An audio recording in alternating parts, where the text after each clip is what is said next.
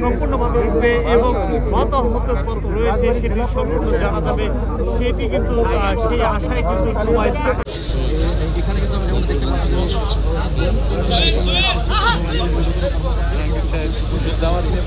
লুকে যাওয়া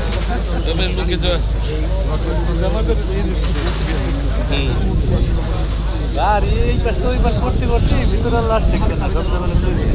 বিঘ্ন না ঘটে সর্বোচ্চ চেষ্টা চালিয়ে যাওয়া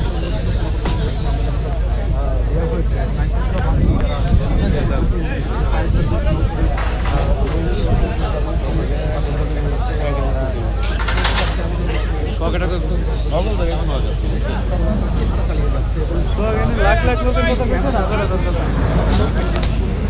বেশি সংখ্যক যাত্রী নিয়ে বাসটি ডুবে গিয়েছিল সে সময় যে কারণে তাদের